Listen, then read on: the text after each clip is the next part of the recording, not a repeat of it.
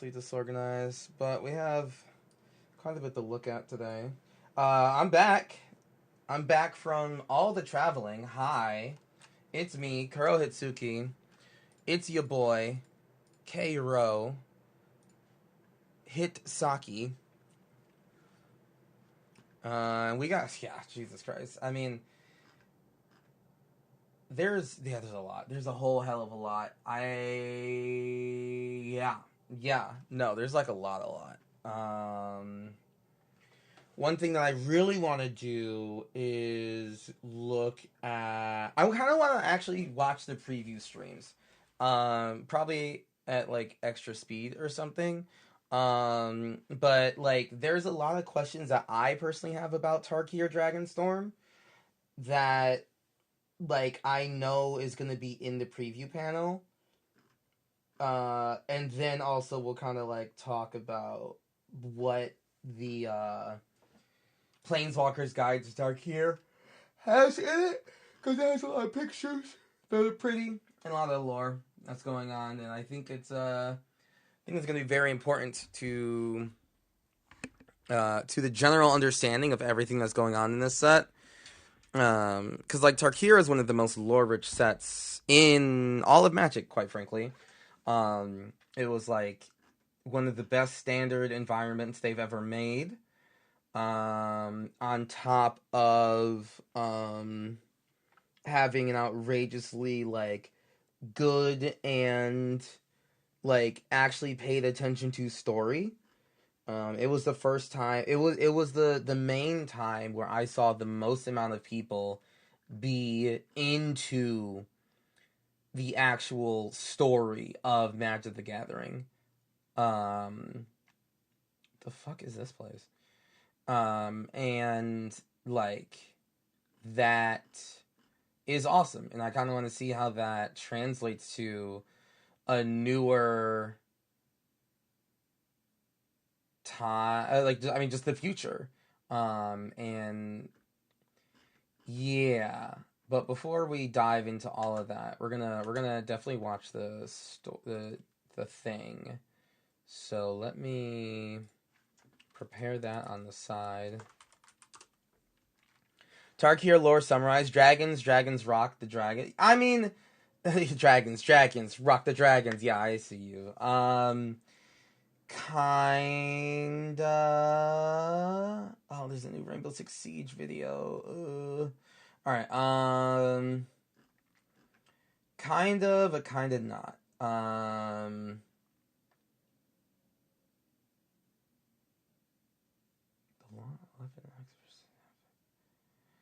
Damn it. I want incoming raid from Miami Cakes with 10 raiders. Hey, Emmy Cakes! Hi, hi! Hi, hi! Emmy Cakes, aka Cammy Cakes, if that is your real name. Good to see you, friend. How are you? How are you? Big ol' shout out. Shout out to you, bud. How you been? Alright, Magic Con Chicago 2025. I think the panel will just be up there. Oh, that's right. Yeah, the preview panel. 53 minutes long, but you know, it's important. It's important. Let's go over this dang panel already. How was MagicCon? Absolutely fantastic. Very magical, very wonderful. I am super happy to have been a part of it. I'm super happy. There is a lot of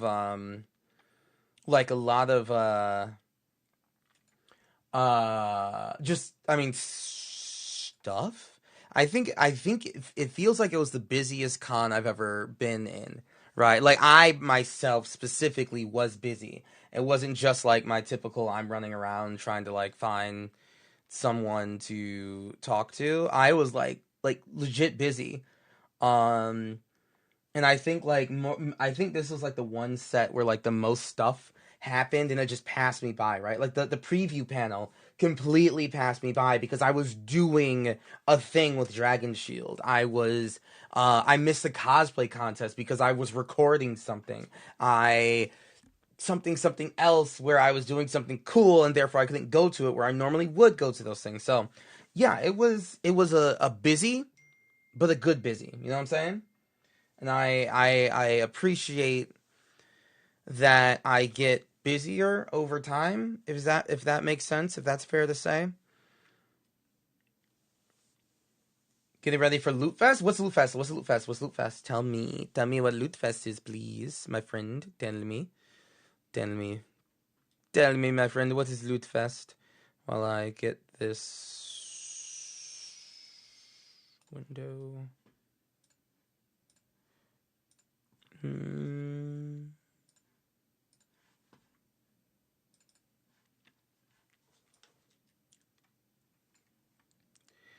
What is this? Explain to me. It's a small convention in Fort Worth that you're going to this weekend. It'll be. Oh, okay. It's the third year of the convention. Have you been going for all three?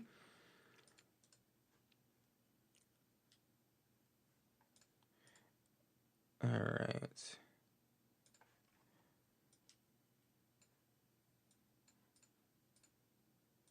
Ugh. That scared me. That legit. I was but. Hey, thank you very much for the resub, my friend. Appreciate it. Glad to see you, and I hope that you're doing well. And we gotta catch up and play some games and stuff and things. There we go. Skirmish Rhino multi-format all-star coming soon. Skirmish Rhino's okay. Mizukami, good to see you. Hi. Netrunner spoiler season, let's go! Oh hell yeah! Show me the new corporations. Is your second time going to get me cakes? Ooh, that's gonna be fun. Bunch of friends who play Magic and Tarkov. Magic and Tarkov together. Is Batty going?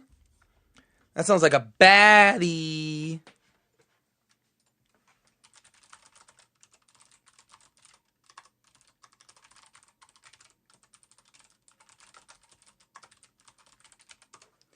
All right.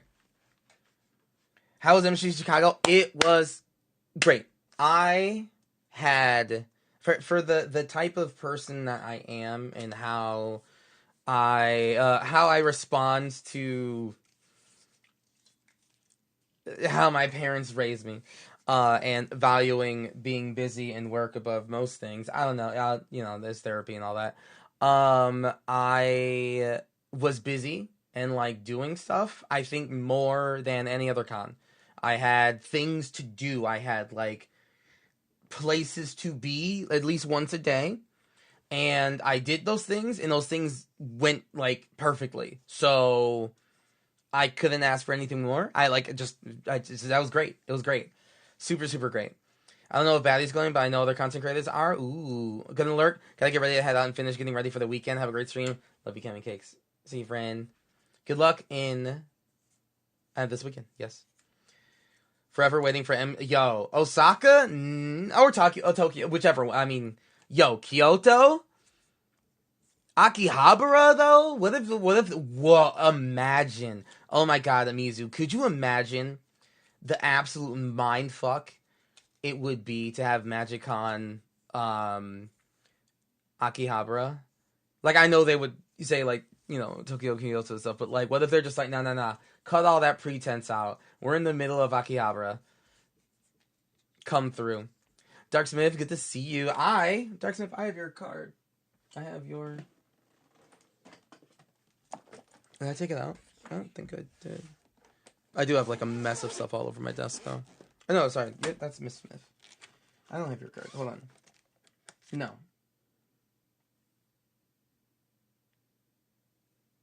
Yes. Yes? Yes? Is this... No, maybe? I don't know. The names are very similar. No, it is! Yeah, I see your symbol right there. Yes, I got your card. And it's in my quiver, okay? Meh. Yeah.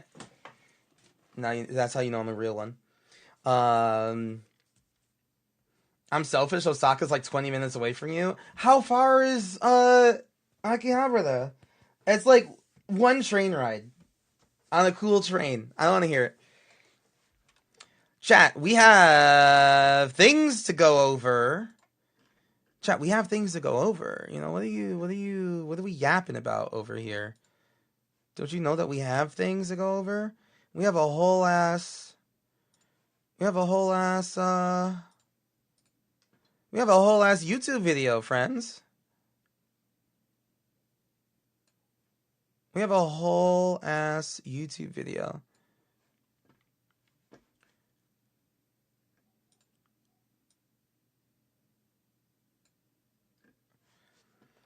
Your body is ready? Yeah, it is. Yeah, it is. Get that body ready. Yeah.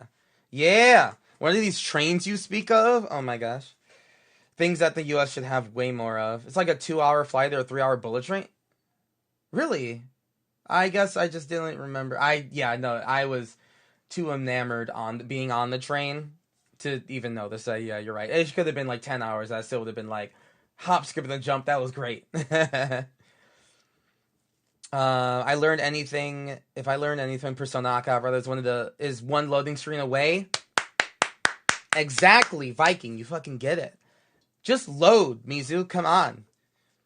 Just listen. It's not even that big, okay? You just like move on the D-pad, okay, and you go to the big giant staircase and you click A, and then you're just like on the train. Or maybe like you're on like a walkway above the train and you meet all of your friends one by one, right? And then you get on the train for like one loading screen and then you're in school. Then you're just in school. Like, what's wrong? And there's a talking cat. You stupidly bought the open world version of life. Idiot. Honestly. So dumb. So foolish. Like, I can't help you. I can't help you if you don't help yourself, honestly. Buying the freaking real life version of Persona. That's crazy. The real open world. You don't even get to like be a phantom thief. You bought like it's like the two different versions of a what's that game series? Well, Zelda, but no, the Nintendo series when there was two different versions of the game, or three different, I guess. The tactics game, I forgot about it. I don't play that anymore. I blah, blah, blah. My version of Persona has you walking. Fire Emblem, thank you. Yes, yeah, you bought the wrong version of Fire Emblem. Pokemon. That's on me. I set the expectations too. That's on me. You're right. I fucked up on that one. Yeah, Pokemon. All right, chat. Listen, I didn't even waste a bunch of time doing a bunch of pre-work.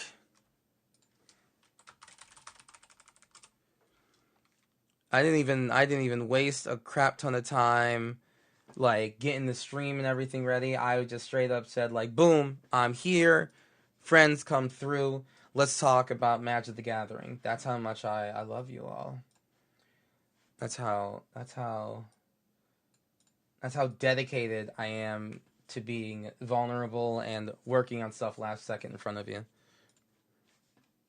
Because for some reason you goofballs accept me. You're wrong to, but you do. I appreciate it. All right. Dude, we need to throw down some cards soon. We need to throw down every Mega Man Battle Network. That didn't have two did it?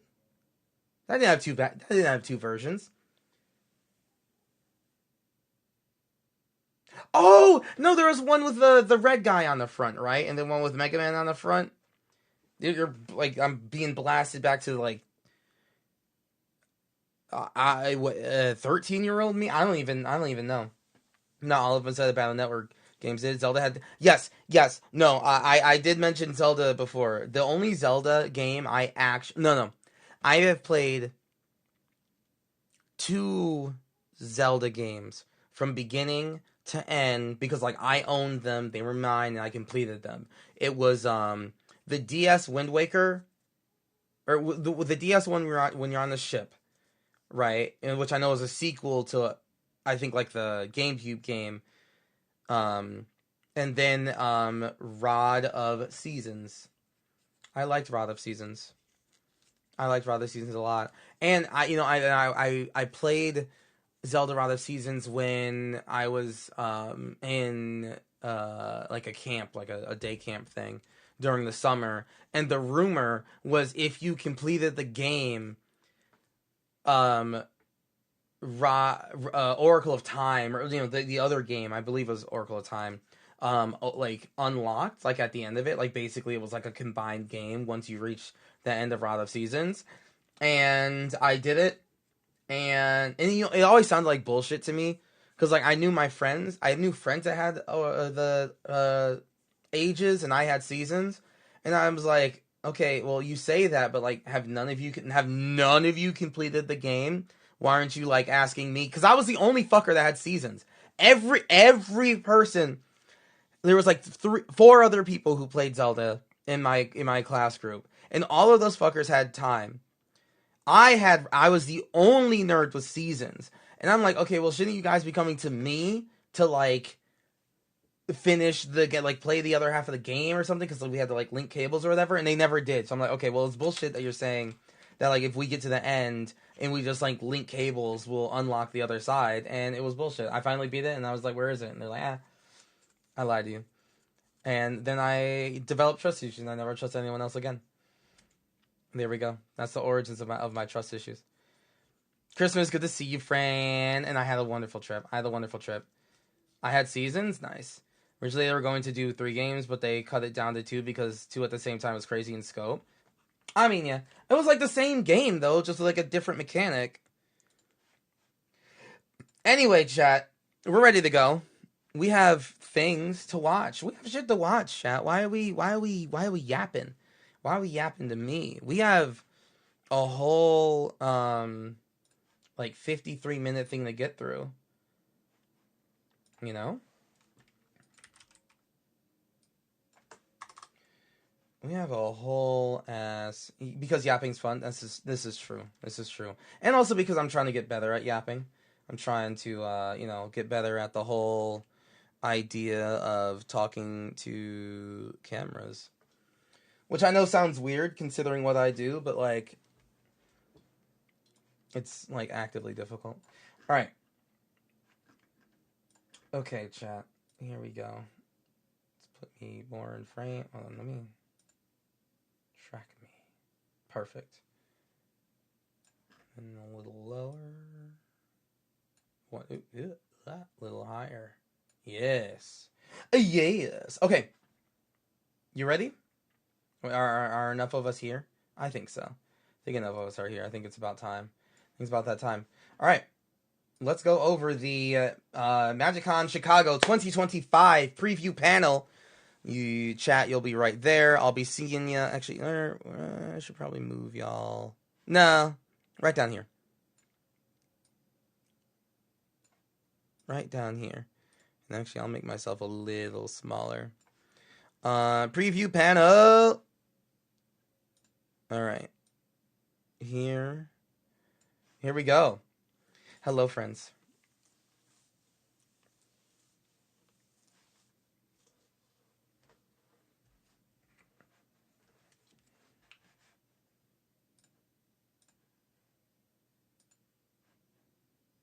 This is 1080p. I believe it. It was crazy. Like, ever since Amsterdam, the team that hosts the MagicCons has done such a wonderful job in spacing out like everything so well that even though they keep on getting record-breaking numbers, like even though they keep on selling out the show, they like it never feels all encompassing. Like I would talk to hold on, I would like, because I have a couple friends that work like at different booths, right? Like Gatherer's Tavern, the people who do like the 𝔹𝕃ℂ𝔻 and the loot deck boxes that I have. They're wonderful. They're fantastic. Luxury play style, the people whose metal like plus and counters and stuff that they use, and heavy play and Dragon Shield. I'm close with all of them, and like I would talk to them. I talk to them every single time I see them at an event, and I go like, hey, like, you know, how does it feel? How's everything stacking up? And they're just like, this is awesome. We are doing like, we're super swamped, super busy. We're making all these sales. I'm just like, but it doesn't feel claustrophobic. It doesn't feel like we're surrounded like by thousands of people, but we are. They just space shit out better. So Magic Cons are great. If y'all are able to go to them ever. And Cool Stuff Inc. Yes, and Cool Stuff Inc. Use code Kuro for 5% off at all of your purchases, especially on these Tarkir cards. But yeah. And actually, you know what? I am close to Cool Stuff. I played against 2 of their members when I was there. I played some Magic. I think I played a total of, I want to say 6 to 7 games of Commander, which is honestly better than most Magic Cons I get to do. So, anyway, it was sick. Thank you, Mizu. A lot more room to... Yes, also a lot more room to play. Way more room to play. Remember... I know, like, we're going to start and stop chat. That's just what it's going to be. Like, the first last MagicCon Chicago was the first MagicCon show that sold out, right? So, I mean, you know, they were kind of unprepared. It was, like, you know, really choked in. No one could find a place to sit down and play, blah, blah, blah, blah, blah. Not this year. Like, within that year, they have learned to expect that crowd, and they're killing it. They're killing it. All right. You can hear everything, right?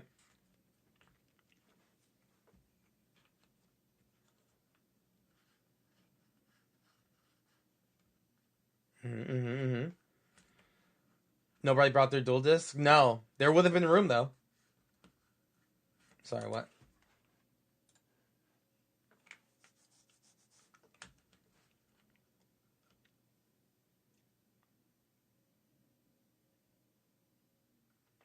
We're gonna skip this if it's just like the trailer. Ooh, Edge of Eternity's chat. Oh my god. I'm so excited for that. I'm so excited for Edge of Eternities more than anything in the world. More than any set whatsoever. I am so hyped for Edge of Eternities.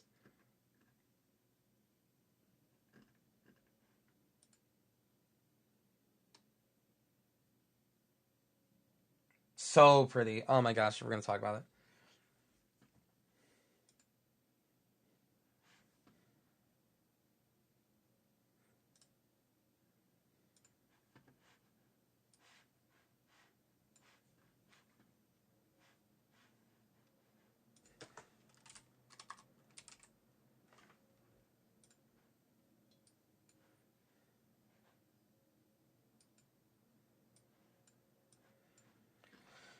I see Mark Rosewater, like, we're not friends or anything, but like I see them like so much as they like. I saw them multiple times as they like walk across the bridge to like enter the convention, but we didn't really know each other at all.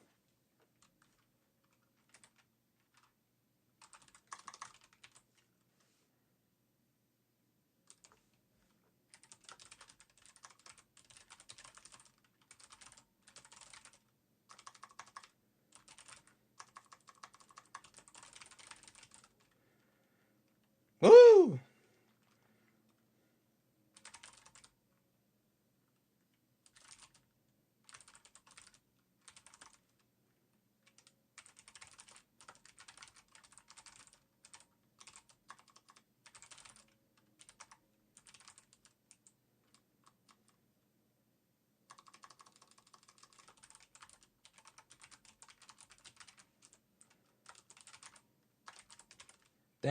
Damn, 30th, bitch. This has been around for 32 years.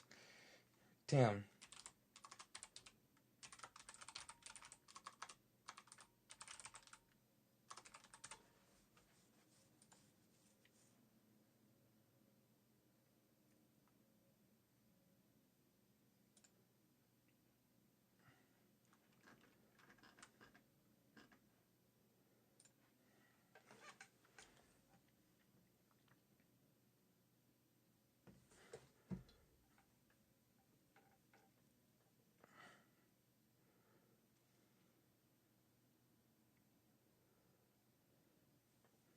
Mm-hmm. Mm-hmm. Yep.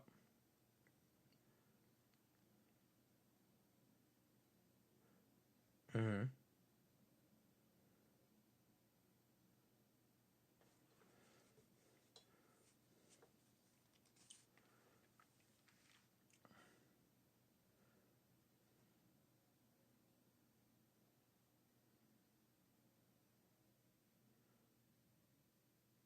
Mm-hmm. Mm-hmm.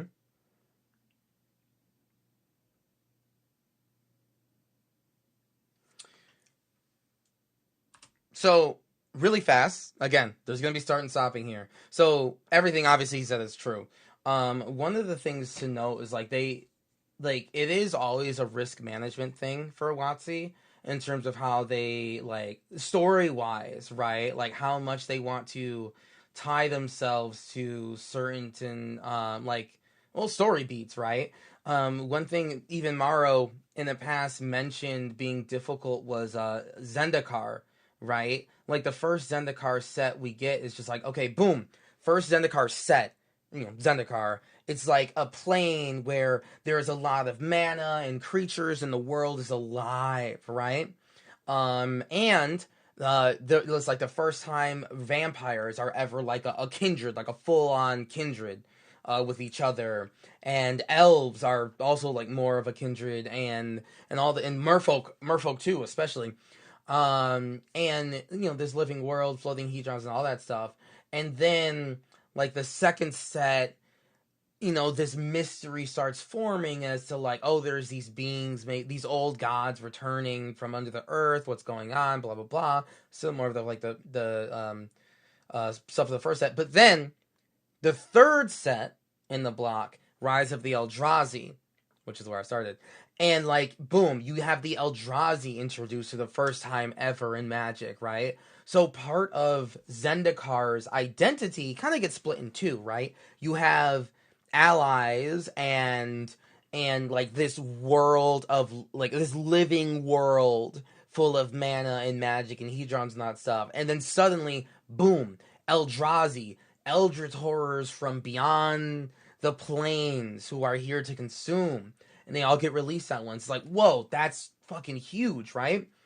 So then you get Battle for Zendikar, right? And you get more of kind of both of those together. You still get allies, you get the Zendikari and their typals, right? But also Eldrazi at the same time.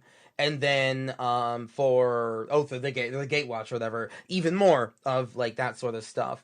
And he mentioned back then, or like it's basically as soon as the second Zendikar block was over, where it's just like, wow, turns out people actually really like Zendikar because of the like setting of like this teeming world that was alive. They didn't like the Eldrazi as much as we thought. That's at least what they said, like right after.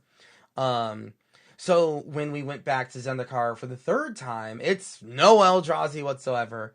It's all just Zendikar. Even though they didn't bring back like the ally mechanic, they did the party mechanic instead. Zendikar was basically Magic's version of D&D in a way. Even from the beginning, it was like an adventure plane. And they mentioned like, yeah, when we kind of doubled down on the Eldrazi too much, people lost attachment to the adventure plane that we had, and that was something that they wrestled with, right? So just as what he's talking about here, where it's just like, okay, cool, you have the clans, like the Khans of Tarkir, and then you have this go back into the past thing, and then now you have Dragons of Tarkir. Now we left the Tarkir block going like, hey, dragons are cool. Everyone knows who Ojutai is, right? Like at that time, everyone knew who Ojutai was, Silumgar, Atarka, Dromoka, Kolagon. Every player knew who the legendary commanders of Tarkir were, which is rare. You got to understand like how rare, especially back then, that was for standard players. Whether you're just playing at FNM or a pre-release, all the way up to pro players and everywhere in between, everyone knew who Zergo was because there were two sets, right? where Zergo either was just like a goofy card, whatever, you only like him in Commander, or there was like a super playable, like one drop mono red version. So you knew who Zergo was no matter who you were. You knew who Narset was. You knew who Anafenza was. You knew who, Sarkhan. You knew who Sarkhan was. We got to see one art where Sarkhan was punching a bear, and then another art where Sarkhan was punching a dragon, right? Like, you knew who these main characters were. There was only so many of them, right? Like, only the Khans, only the leaders were the legendary creatures, and the dragons, and that was it. There's only like 10 people to recognize. And everyone recognized every single one of them, because at one point or another, Ojutai was playable, outrageously playable. Silumgar was playable. Kolagan was actually renowned for being unplayable. And Dramoka, even still to this day, damn Dramoka Dragon Lord. Oh, what a playable bitch. And Atarka. Oh my god, Atarka. Atarka was playable in the middle set by a lot. Or no, that was Double Strike Dragon. No, yeah, Dragon Lord Atarka for sure. So this is all just to say, like, more than maybe almost ever, more than any other set, getting cons of Tarkir's flavor right, like why people like the set, is very important for cons more than anything. And there's two distinctions. Did you like the dragons more, or did you like the cons more? And there's an argument for both, because they made both playable, right? Like, dragons were playable. Do you know, like, that shit was crazy that a 6-mana dragon was playable. It just was. A 7-mana dragon was playable. A 5-mana dragon shaped the entire format. Dragon Lord Ojutai. Just because he was untapped, just because he was hexproof when he was untapped. So, yeah, this is all just to say, like, him talking about how it's important to get the flavor of this set right, and choosing to, like, okay, do we double down on dragons? Do we somehow bring the cons back from, like, this alternate timeline? Like, how do we do that? They have to make some sort of narrative where that can make sense, even if it doesn't make sense. So, all right, anyway.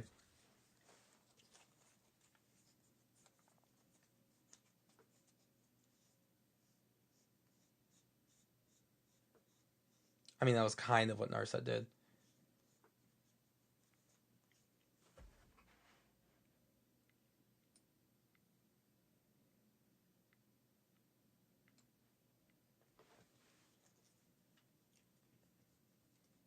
That's crazy to be able to bring clans and dragons together, right? Like, chocolate and peanut butter, like, it's not like, maybe how people enjoy both, it's like chocolate and peanut butter, but, like, you gotta understand, in the cons timeline, dragons are dead. They're revered from being dead 100 years ago, right? And then you get the middle set where the cons and the dragons were actively fighting each other for survival. The dragons were about to win, right? Until, like, Nicol Bolas did his thing, and then the cons eventually overthrew. That's the original timeline. But, like, then you get Fate Reforged, and the dragons win, and we get to see the dragons, like, kill the original cons, and take over, right? And then you get Dragons of Tarkir, where we have this new future where, you have to forget everything you knew about before, because it's very different now. Like, we only had either cons, dragons, or they're killing each other, and that's it. So, finding some sort of narrative way to, like, literally, like, chocolate peanut butter them together, it's actually pretty fucking weird. It's actually pretty weird. Misa, shut up. Yes. I want the mechanic so bad.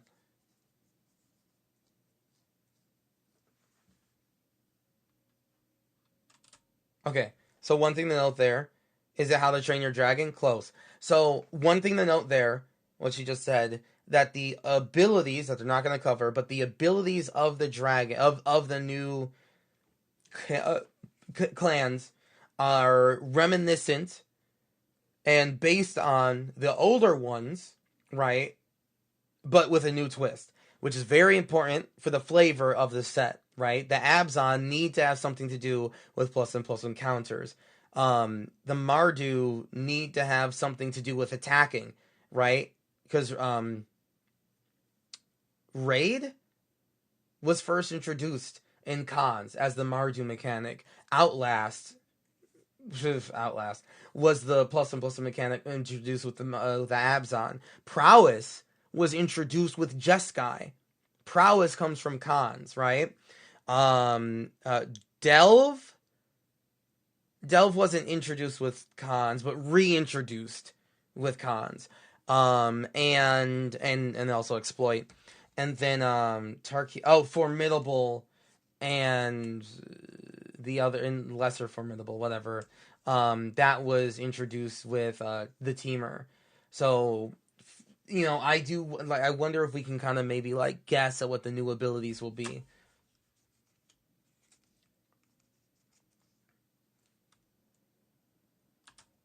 Okay.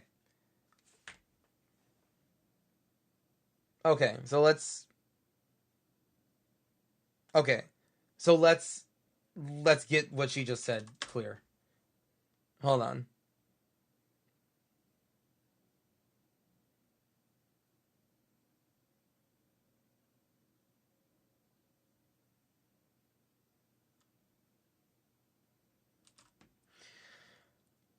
Okay.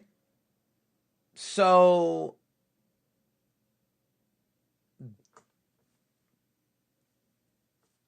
okay, yeah, okay. I guess that's just the lore now, right? I guess it's just Khans was doing this thing, and even when we had invasion of Tarkir, and we get Ojitai, who seems perfectly fine, and Zergo, on the same card, fighting against the Phyrexians, blah, blah, blah. Apparently, just off screen, unbeknownst to anyone's care, the Khans just overthrew them. Just another Magic set where there's just a rebellion that just happened, you know. Okay, I mean, I guess that's a narrative hook that you can just kind of use forever. Does it go and no, and we will get to that soon. We will get to the Planeswalker guides for sure. It's yeah. So like, I'm not gonna have like full judgment until I read those because I haven't even fully read them yet. Right? We'll go over them together. But it is just like a little interesting to know that like, okay, again, just like with Kaladesh to Avishkar. Now, Kaladesh to Avishkar, I mean, like a rebellion happened and they made a change. Now, was it weird that the storyline was that Kaladesh went to Aether Revolt, so we already helped them fight through a revolution, and then nothing changed, so then there was another revolution off screen, and that's how we get to modern day Avishkar. It's just like, okay, let's not just kind of hand wave every single plane every time you want to come back and it's different. It's because there was a revolution. Like, oh my god, like, can we not? Let's not use that trait, that trope all the time, right? Like the next time we go back to Zendikar, is it going to be like, oh, there was a revolution against, I don't know, Hedrons, just like the concept of Hedrons, and now the spirit Eldrazi are back, and it's like, sure, I guess, okay, yeah.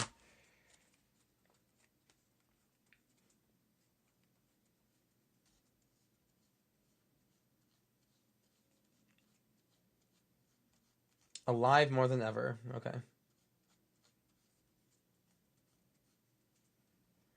Thank you very much, Richard. I appreciate that. I'm glad that you found me at MagicCon. Thank you, truly. That means a lot. Big ol' hearts to you. Richard and over on YouTube is saying that was the nicest dude they met at MagicCon. Awesome. All right, preview cards. Let's go.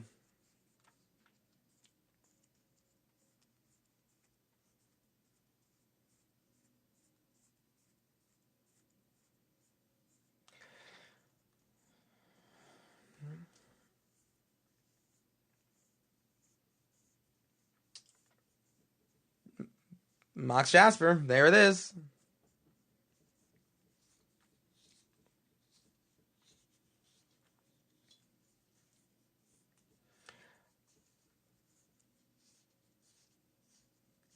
It's fine by me.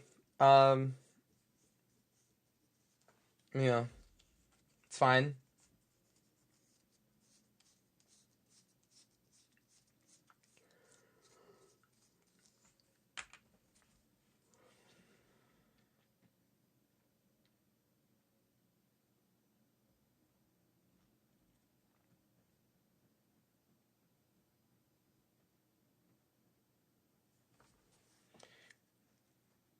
Well, Laura want to bring back changelings.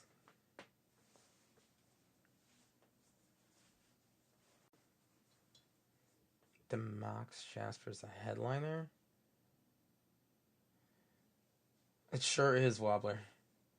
Power 9.5. I guess.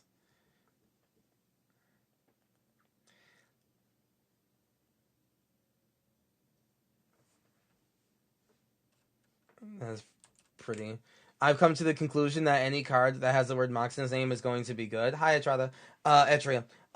It's okay, I guess. Yeah, Demon. Like, I'm of the same regard. Like, I did hear that they were making this.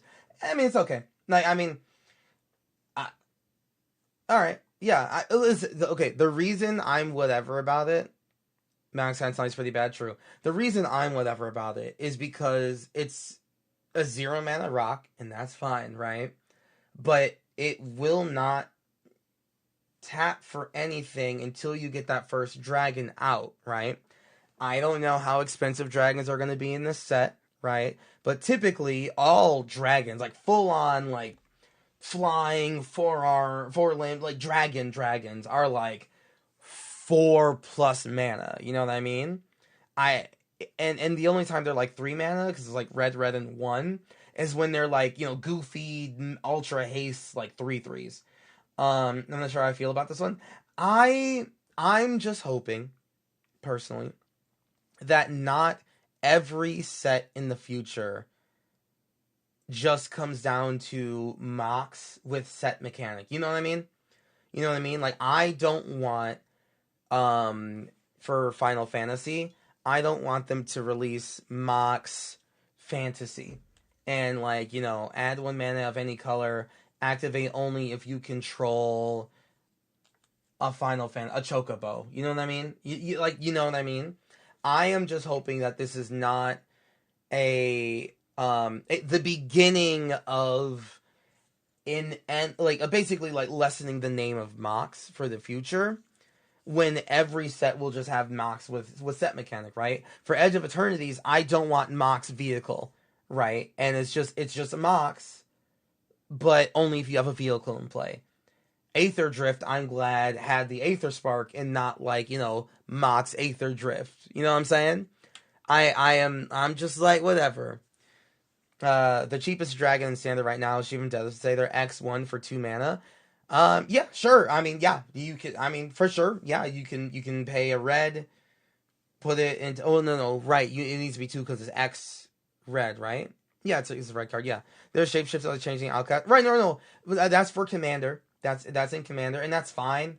If you have a dragon deck, right? That's fine. It's still kind of weird that your dragon deck has a changeling outcast, right? Like, dragon decks don't really need a 1/1 version of themselves. Dragon decks are typically pretty fine without it. Max speed 0. Yeah, Mox speed 0 mana, tap for 1 if you're at max speed. Right. Like, that would be bad, right? Like, that would be yeah, that's what I'm just hoping it doesn't turn into that. It's not going to help you until you have a dragon, and we all know they're high in CC. Exactly. That's my only like opinion about Mox Jasper. I'm just like whatever about it. I hope it doesn't mean that we just get like Mox Merfolk at some point, because like then it's just like, oh god, like cool, it'll make my Merfolk decks better, I guess, but like Jesus, like Mox Goblin, like is that next? I hope not, Just check Mox Jasper is the first new Mox printed into the 2020s. I'm not super worried about them going crazy with Mox in anytime soon, and that's fair. That is fair. I thought they did actually make another Mox. Maybe I'm just wrong. It's not super usable, and it's legendary as well. That's true. Let Mox Goblin cook. No. Watch there be new flex of like 3 or less dragons, which there could be. There probably will be. Like, don't get me wrong. I am okay with the idea that there will be, once you get 1 dragon out at turn like 3, now you can like kind of jump to 5 CMC. That's okay with me. But like, let's just acknowledge that, hey, this is not Mox like that we really know it as, right? Not really. It's no, as long as you have a legendary creature out, right? Because that, when you say like, oh, taps for any mana as long as you have a legendary creature out, that's a pretty big range of legendary creatures, okay? That's like a lot, right? That you can make any deck to fit that however you need, right? And that'll kind of always be good. Dragons just not as much. And it's just like, okay, how many colors of a dragon do you really need, right? I might fucking blue-red dragon deck for Furcrag doesn't really need this. I'll probably still use it, right, if I get one. But like, I'm like, okay. It's like, okay. It's like, all right. The Storm Dragon. Okay, well, we're gonna get that. Using this with the Storm Dragon would be sweet though. Oh, that's cool. That's cool. That's actually pretty neat. Yeah, that's cool.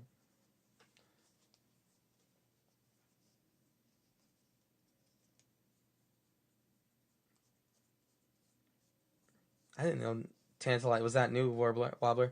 I really didn't know Mox Tantalite was that new.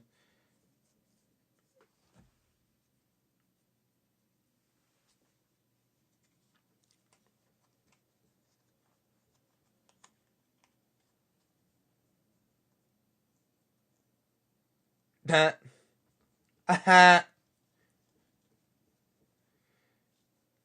surprised Mox Tantalite was so recent.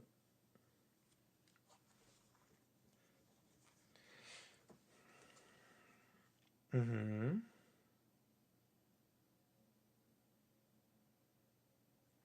There's Sarkhan. Welcome back. He got that armpit hair right there. Look at that.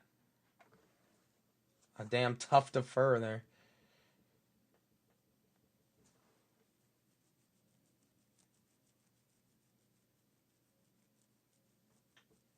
Cool. Is that it doesn't look like a Hedron shard. It doesn't like it's a Hadronal shape, but like not really. Alright, Sarkhan, Dragon Ascendant. 1 in a red, 2/2 legendary creature, human druid. When Sarkhan enters, you may behold a dragon. If you do, create a treasure token. To behold a dragon, choose a dragon you control, or reveal the dragon card from your hand. Whenever a dragon you control enters, put a +1/+1 counter on Sarkhan. Until end of turn, Sarkhan becomes a dragon in addition to its other types and flying. Yeah. Cool. Sick. Yeah, hey, dope. I'm down for this. Especially if like the new mono red like format, right? Like if the new mono red deck is like dragon typo, that'd be pretty interesting. I'm down for this. This is sick. And also beholding a dragon, they just straight up made the cons like reveal a dragon or choose one that you control, and just straight up like made it a mechanic. And honestly, I'm okay with that. I do. So like there could eventually be like behold a elf, behold a merfolk, behold a whatever, right? I like beholding is like the thing that you're doing, and then the dragon is just like the type. So, when Daijins enter, you may behold a human. If you do, create a 1/1 bird creature token. Exactly. When a dinosaur enters, behold a gamer is a valid line of rules text in Magic the Gathering. True. That's from the source of 𝔹𝕃ℂ𝔻, real source strategist. What the fuck?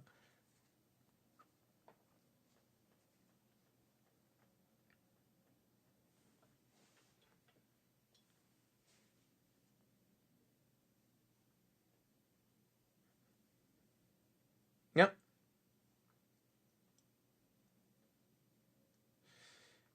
Interesting that he makes a treasure. You know what I mean?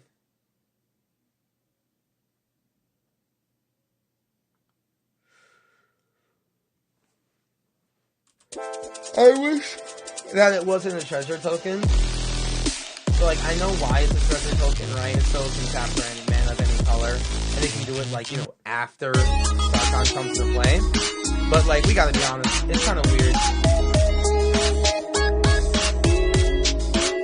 Demonic Swan, thank you very much for the... Hey, thank you very much for the Twitch Prime. I really appreciate that, friend. And welcome to the... And thank you very much for the follow. Welcome to the community. Yeah, it's just, like, weird. It's weird to have a treasure on a Sarkhan. I wish there was, like, something you could more... Dragons in their hordes, I guess. They don't do dragon hordes in Tarkir. Not really. Not unless you're, like, an Assaulti. Kind of had the mechanic already. We had several tap lands to that effect to enter and tap. Correct. Correct, Warbler. So I do like that they're still doing the spirit art foiled. And Ugin's back. Okay.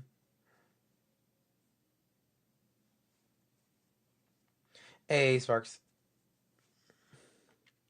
This guy said you were awesome. Oh, thank you so much. I appreciate that, Bonnie. Yes, that's right. That is what you did say that. Thank you. Egg token? Yeah.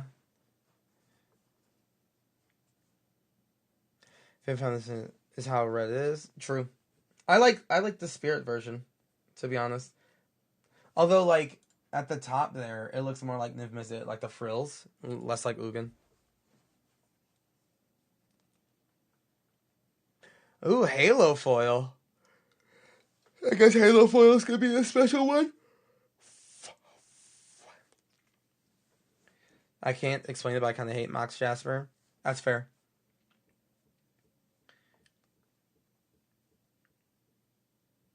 All right, my clans. Blessed Abzan and Jeskai.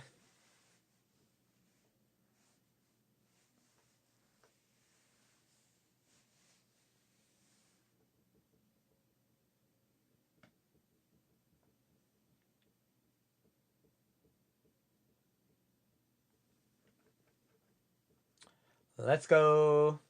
My girl.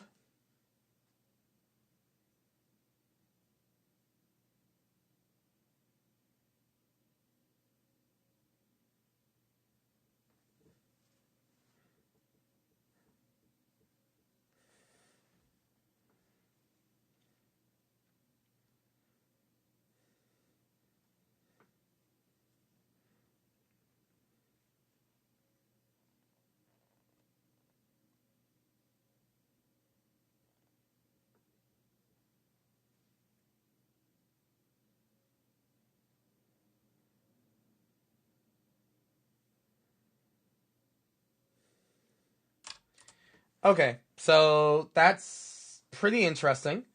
That's a lot to unpack there. So Narset is like, hey, let's see if we. I know the truth, and that there used to be a world. I mean, she kind of would only know the truth from Sarkhan, but whatever. Or Ugin, I guess. Yeah, or Ugin. But, like, I know the truth. There used to be a world where dragons didn't rule, and instead it was the Khans. Now, Narset left Khans when she became a planeswalker. She left Tarkir, and she was, like, a great student under Ojutai, and she she liked Ojai. And then Ojai's like, hey, go on, learn the truth. It's all good, whatever. Then she loses her spark, and now she's back on Tarkir. And I guess she was very unsatisfied with people not living in the correct timeline or whatever. So yeah, I guess that she's led people to do this ancient ritual to